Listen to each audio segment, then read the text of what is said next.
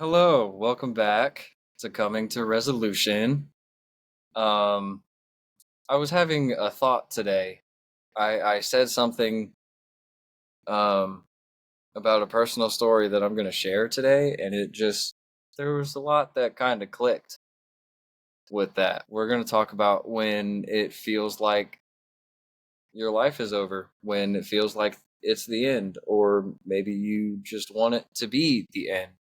That's what we're going to talk about today. I've had a lot of experience with that in my life, um, especially 5 years ago. 5 years ago, 2019. Um, I I got in trouble with the law, and it was a felony charge, and I thought that was going to be the end of my life. Like there was going to be nothing left for me whenever I got clear of this charge, if I've, served time or whatever the case may be. I wasn't going to be able to go anywhere and do what I wanted to do, and, so on and so forth. So, um, when I initially got this charge, I thought there was no way I couldn't beat it, right? So I did everything that I could to beat it, and I turns out I couldn't beat it. But it didn't get as bad as I initially thought it was going to be. So for like 2 years, it's during COVID, So for 2 year time period, I have like four court dates, and my my lawyer doesn't seem very hopeful, but I'm like, hey, I've got character witnesses, I've got this, that, and so on and so forth to like beat this charge and hopefully get it dismissed. But that's just not how it went. When I finally got to the very last court date that I was going to have before it either went to trial or I made a decision on probation, because the original option that they gave me was 8 years of probation, and I wasn't okay with that. Um, so I had to make a decision that day, or it went to trial, and if I lost the trial, I'm in prison for 10 to 20 years. So they gave me their final offer of 2 years on probation, and I took it. But during that time, that whole 2 year time period, I thought for sure, like, this is it. I'm if I go to prison, I'm not going to be out until I'm 40 years old, and then what can I do at that point? Like, I don't hardly have any skills. I was 20. I hardly had any skills. I was good with my hands, but I didn't have like a skilled trade. I couldn't just, whatever. And I didn't know that they had certain programs for training in prisons at the time. I kept trying to find a way to get out of it. I was trying to escape. Whenever I was figuring out that I couldn't beat this, I decided I was not going to be here anymore. I was just going to control alt delete, and not be here. So I tried, and I kept trying for weeks, and well, clearly I'm still here. And then I'm sitting in my closet, 3 o'clock in the morning. I'm sitting inside my closet, um, just kind of thinking everything over and trying to figure out how I'm gonna accomplish not being here anymore. Over and over and over. Like, I had been doing this since like 9 o'clock that night, and it is 3 o'clock in the morning. So, um, suddenly, I just I don't feel like this happens a whole lot because it didn't ever happen to me before this, but I just had something click in my head. I had a weird like flash. You know how people say that the phrase my life flashed before my eyes? Well, that's kind of what happened, but it was of people close to me. You know, it wasn't like moments in my life, it was the people close to me. And especially my little sister, she was very prominent in that flash for me. So whenever this happened, it just felt like something almost reset. Like I have to beat this, or at bare minimum get through it. You know. So I did everything that I could to try to beat it, and I didn't get to do that. But I served 2 years of probation. I didn't get any prison time, thankfully. Um, I had 2 years of probation, and after that 2 years was up, I left the state. I fucking as soon as the probation officer cleared me and everything was set, you know, I left immediately. And whenever I moved, I thought like it'll be a really good opportunity for me, and I'm not necessarily like happy with where I'm at, but I'm happy that I did it because I have new experiences that I didn't have before, and um, I had done so many things that I didn't think I'd ever do while being here. And three 3 or 4 years ago, that wasn't gonna happen. Like I was about ready to just not be here, you know? Like and I tried a lot, and thankfully it didn't happen, because if I had succeeded in that, then I wouldn't be here doing this. I wouldn't be, you know, doing the things that I love doing, or have the people in my life that I do, if I had done that. And so I said something not very long ago during a conversation. I said, when when you think your life is over, it's not. When the world feels like it's crumbling and everything sucks and your universe is literally tearing itself to pieces in front of you, it's not over. It's not the end of your journey. If anything, those moments give you more room to grow. You know, it's like the way I've been thinking about it is kind of like a glass ceiling. You know, you just you hit that ceiling, and then you break your way through, and then you go and you hit another ceiling, and so on and so forth. So you can just keep fucking going. You can keep growing with these experiences that you have, these really shitty times even. I'll be honest with you, the worst times in my life have also been the most constructive for me, because I learn, and I know how to deal with that situation. Granted, every time it seems every time I learn how to deal with a certain situation, another one, a totally different one comes up, and it feels like I won't know how to handle that. But I just, considering the previous experiences that I've had, and as much shit as I've gone through to even get to 25 years old, doesn't sound like a long time, but it feels like it to me. It's something that I'm kind of grateful for, because if I didn't do the things that I did when I was younger, and if I didn't learn from the experiences that I've had, then I'd have my fucking I'd be a chicken with its head cut off. You know, I'd just be running around in circles, not knowing what the fuck to do, and I wouldn't know how to handle things, and I wouldn't have the mindset that I do, because I've hit what felt like rock bottom a couple of times, especially whenever I first got my felony. There have been a couple of times in my life I thought that that was it. Like I didn't want to be here anymore. What am I going to do with this, you know? But I'm really glad that I did go through that, for the simple fact that if I am anywhere close to that mindset again,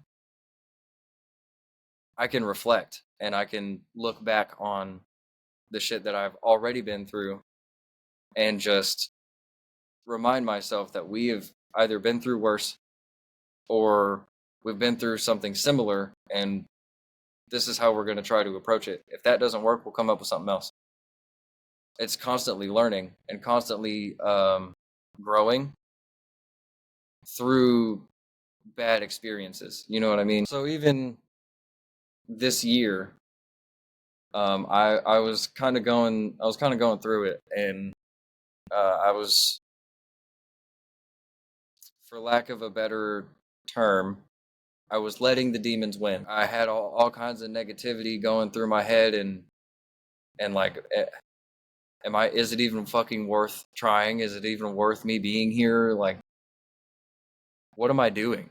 You know, it just didn't, I didn't feel happy with anything. There was and still is a couple of very good things in my life, and in those moments I feel like I take that for granted, and I'm not okay with that either, but that's a different conversation.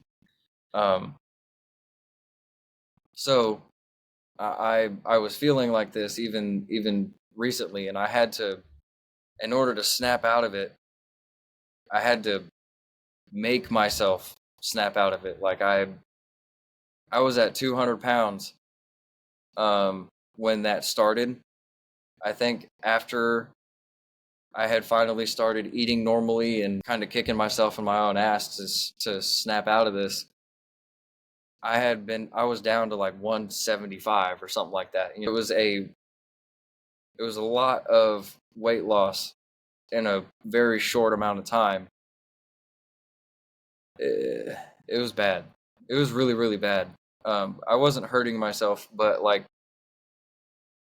if a semi was about to hit me on the highway, I probably wouldn't have turned away.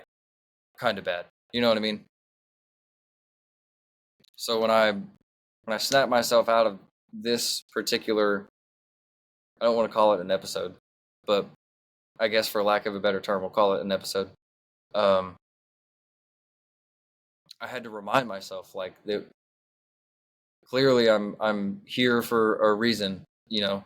Um, there's stuff that I still want to do, and there's a lot of things that I still have yet to experience, and a lot of things that I have on my, it's not a bucket list, but a lot of goals, we'll call it, that I still want to accomplish. There's a lot of things that I haven't lived yet, and I haven't been able to live, you know, and those are things that I'm pushing for, and I have to, whenever I start to kind of slip into these depressions, I have to remind myself like, let's not fucking do that, because we still have things to do. We still have goals to reach, you know, and feeling your feelings and then just letting myself slip into a rut, I feel like are different things, you know, because as soon as I get in the rut,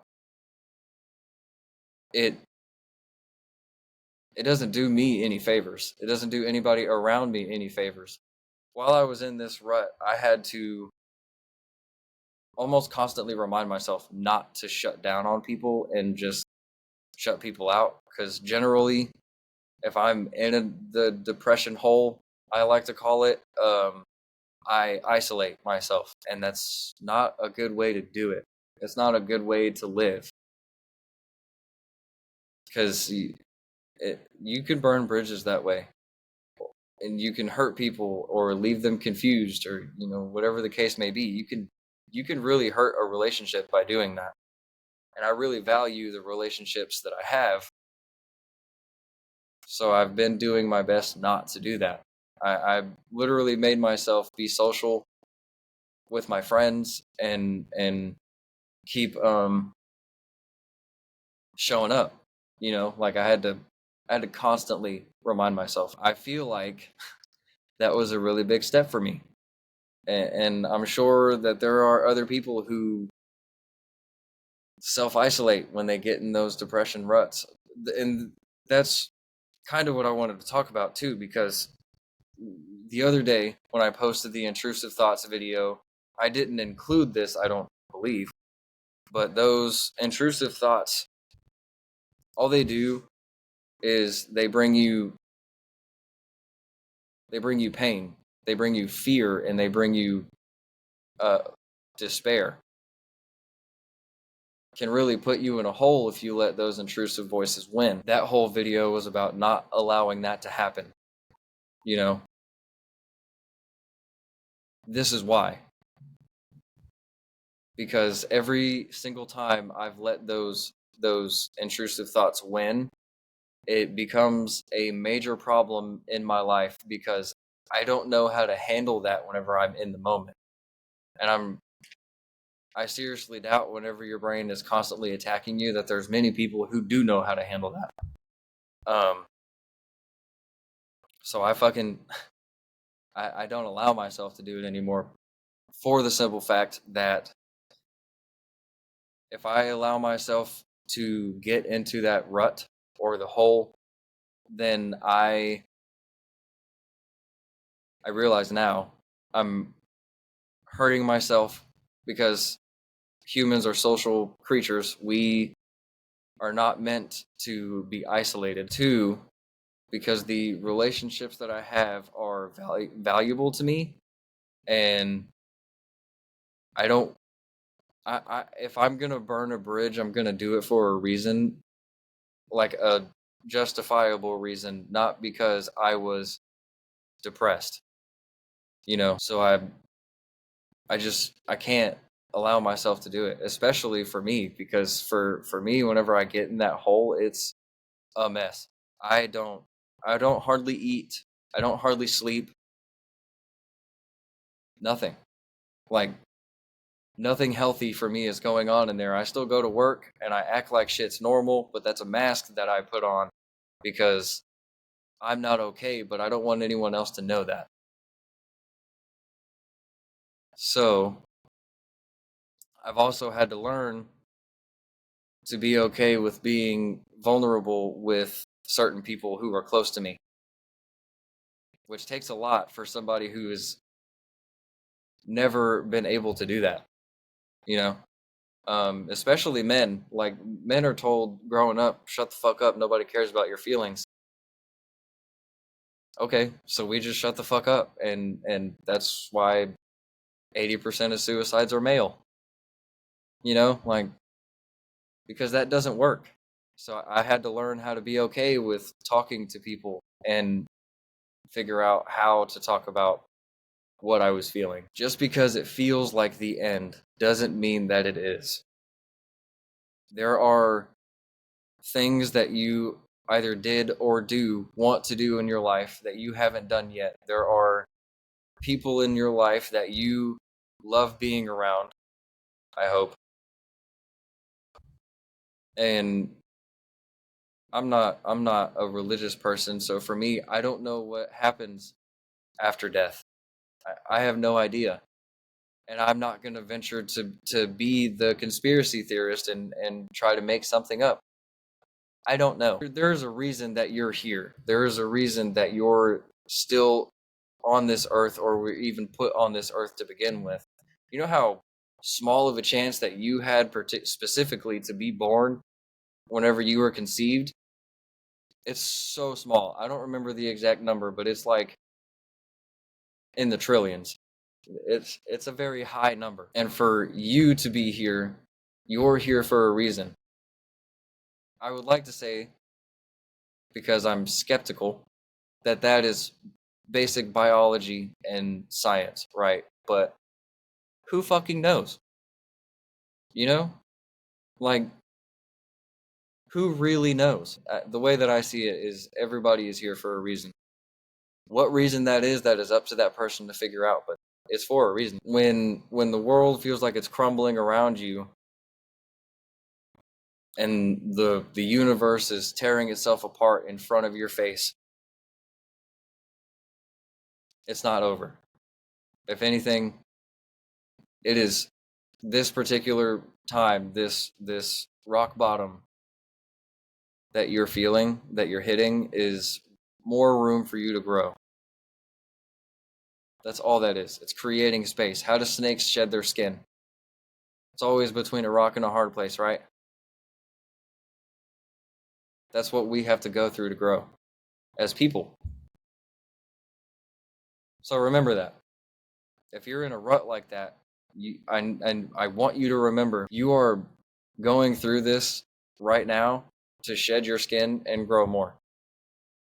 You're growing as a person, and growing pains fucking hurt.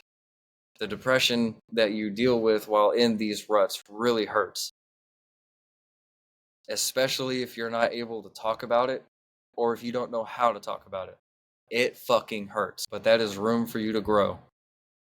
When you get past the pain and you figure out what the lesson is, or even if there isn't a lesson, it's just a matter of how you handle yourself. We talked about the only thing that you can control in life is you. Even in those times, you can control you. Even if it feels like the whole world is slipping away from you, and life just seems to do what it wants to do, you have control over you and your life. You can go get a career change. You can go and work on your mental health. You can go and hit your goals that you want to hit. And whenever you do that, whenever you hit those goals or you do that work to improve yourself or whatever the case may be, there will come a time where you reflect on how you got there, and this particular rough time is going to pop up in your mind. And part of you is going to be like, I really don't want to go through that again. And another part of you, I hope, is going to recognize that that is what helped you grow. When I was going through the lowest points of my life, I didn't see it this way. I saw that as, why me? This is the end, you know? But you shift your perspective, things become a whole lot easier to deal with. Things become a whole lot clearer as you see them if you can just slightly shift your perspective. It is simply giving you room to grow.